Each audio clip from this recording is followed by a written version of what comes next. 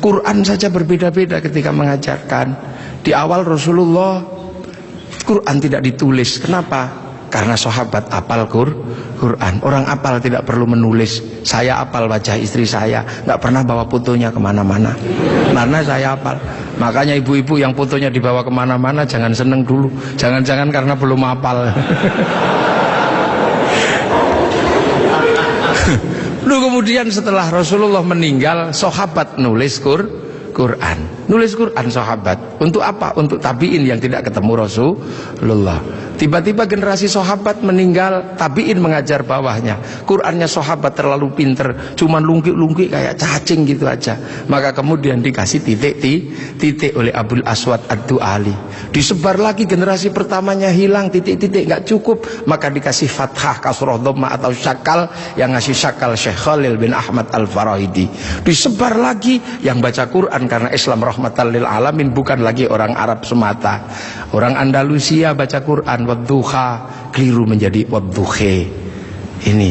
Nah, orang Turki mustaqim, mustaqin. Masuk ke Indonesia dibaca oleh orang Padang lakanud, keluarnya lakanui. Karena orang Padang kalau bilang Muhammad Mahamme.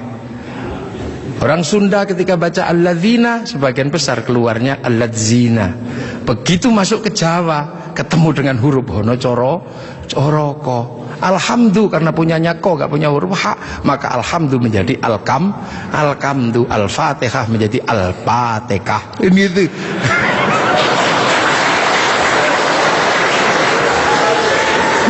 Nah ini orang kalau ngerti proses kodifikasi Quran pasti tahu. Ketika masuk ke semua negara pasti berbeda. Al-Fatihah menjadi Al-Fatihah. Dan ini yang dialami oleh Bapak Presiden Republik Indonesia.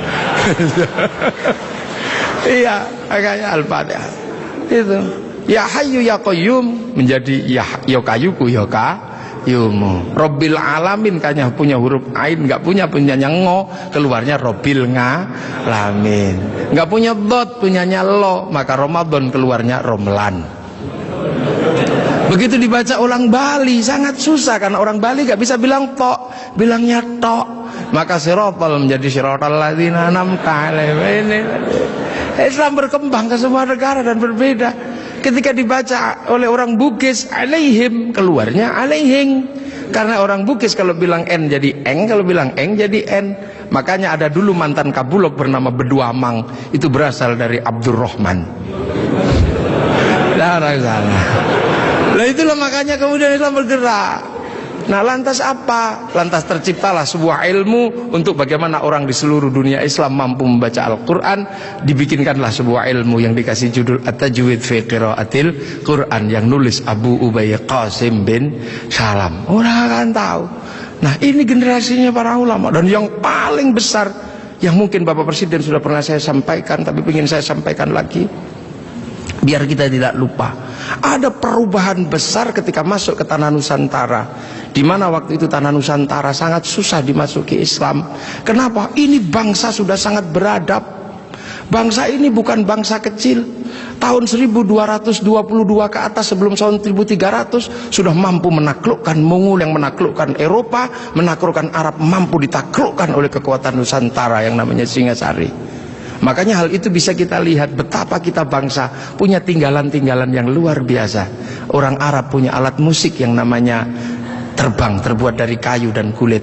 Orang Eropa punya alat musik yang namanya gitar, terbuat dari kayu dan tali. Tapi orang Nusantara salah satu alat musiknya adalah gamelan, terbuat dari logam. Hanya bangsa yang menguasai ilmu pertambangan yang maju dan penguasaan metalurgi yang mapan mampu membuat alat musik dari logam.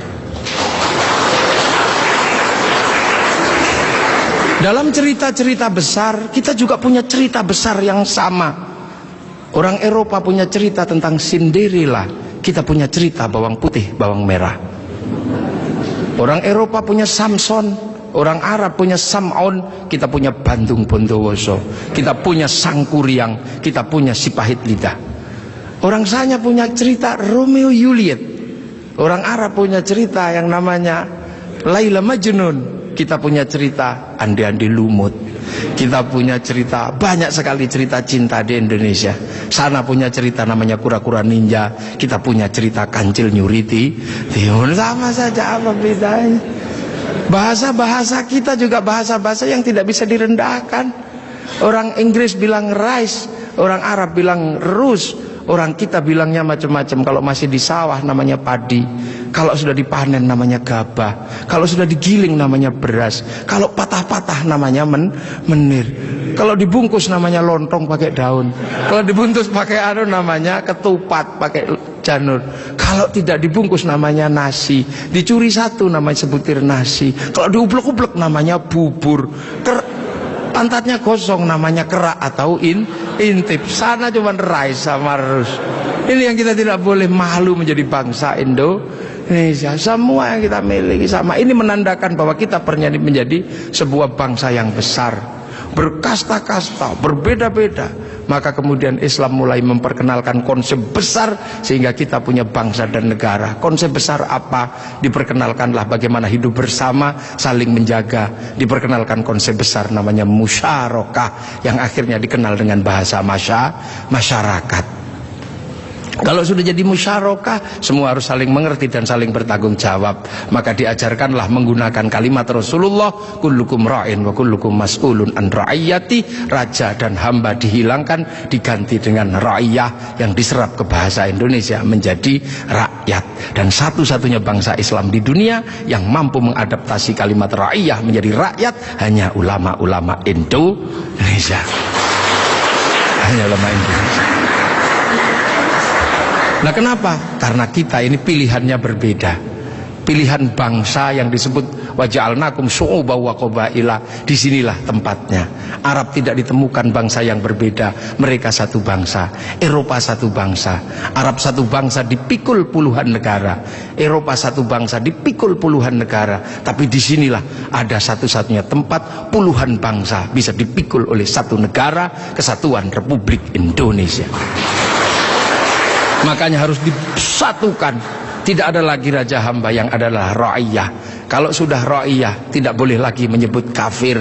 Kenapa? Karena kafir adalah orang yang menentang Allah dan memusuhi kaum muslimin. Kalau sudah hidup bersama namanya dhimmi. Kalau sudah saling bertanggung jawab namanya ra'iyah. Maka ketika para ulama sudah menyebut kita dengan sebutan rakyat, jangan lagi kau turunkan derajat ra'iyah menjadi derajat kafir.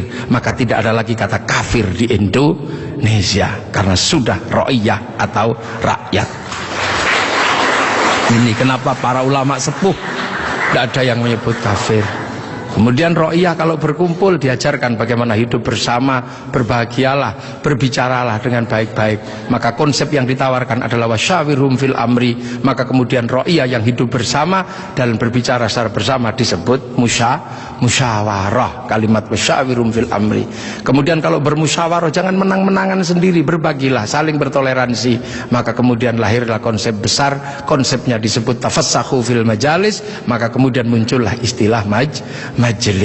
Dan ketika para ra'iyah mengangkat pemimpin, harus seluas cakrawala yang pernah diajarkan Allah, wasi'a kursiyyus samawat. Maka kedudukannya adalah bernama kursi. Ada kursi presiden, ada kursi DPR, ada kursi menteri. Karena daerah ini yang membangun adalah para wali, maka kawasan ini disebut wilayah.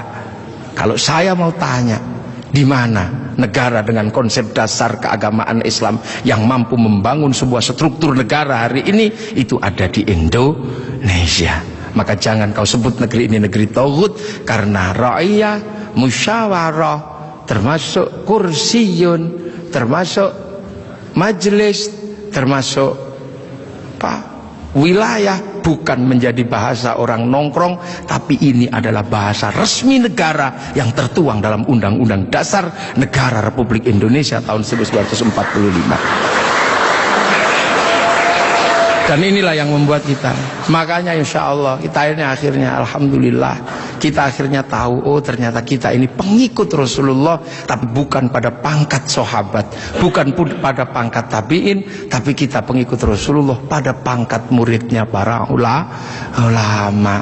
Makanya biasa saja kadang di sini kayak gini kita diajarkan bagaimana hidup bersama. Karena kita wal jamaah Indonesia, makanya Bapak Presiden waktu kecil pasti dengar orang di Jawa sana kalau sholat zuhur mestinya 11:30 Pak Pratik ya, itu bisa mundur sampai 1:30. Kenapa? Karena jamaahnya masih ada di sawah. Terus Allah Akbar, Allah Akbar, sambil nunggu. Lantas pujian Robana Robana, datang ada tombowati karena capek nunggu ya, pegel sampai ada diuruki anjang. Lah itu cara di sini. Terus sholat. Nah sholat di sini Allahu Akbar. Karena sinyalnya jauh, kita ini pemancar lokal. Biasa sinyalnya suka hilang kan. Allah Akbar. Ada bakso gitu, ding ding, sinyalnya hilang. Bakso gitu. Nah inilah Indonesia.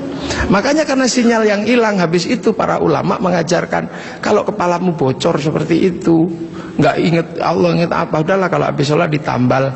Maka habis sholat ada zikir la ilaha illallah, la ilaha illallah. Nah sekarang ada yang protes, kenapa berzikir pakai gini-gini? Bukankah sahabat kalau zikir terdiam? Sahabat murid Rasulullah, terlalu dekat dengan Rasulullah, batinnya wusul kepada Allah sampai ke sana. Kalau wal jamaahnya ulama disuruh diam begini, tidur. Nah puasa juga sama. Orang Indonesia kalau puasa nggak terlalu khusyuk karena keluar rumah ada belimbing, ada jambu. Kalau di Arab keluar rumah ketemunya padang pasir, lebih khusyuk. Maka di sini lebih sering disuruh tidur gitu. Dalilnya apa? Naumuso imin ibadah. Nah kalau malam pakai doktek. Setelah itu halal halal. Haji juga sama, nggak bisa langsung ke sana Pak Presiden. Antrinya 25 tahun. Makanya orang sini capek nunggu. Daripada capek, nempelkan gambar Masjidil Haram. Ini Pak Menteri Agama. Biar tidak terlalu capek, biar agak senang dikit, latihan dulu di alun-alun Bogor. Labbaik Allahumma hajjan. Ihramnya beneran, niatnya beneran, tapi Ka'bahnya triplek. Lah ini namanya mana sih haji. Lah ini wal jamaahnya baru ini, dan ini ada di Indonesia. Itu akhirnya orang tahu pangkatnya dengan Maulid. Oh Rasul Mekah, kita Indonesia. Ada jarak yang sangat panjang, ada jarak waktu, ada jarak ruang. Nah ini kalau kita pahami dengan bahasa yang sederhana, fa insyaallah Islam di Indonesia akan tetap menjadi Islam yang ramah, Islam yang tidak kasar, Islam yang tidak gerasah gerusu, mampu ngayomi seluruh manusia yang berbeda-beda, seperti Rasulullah yang anittum harisun alaikum bil mu'minina raufur rahim ihdinas siratal mustaqim. Assalamualaikum warahmatullahi wabarakatuh. Allahumma shalli ala Muhammad.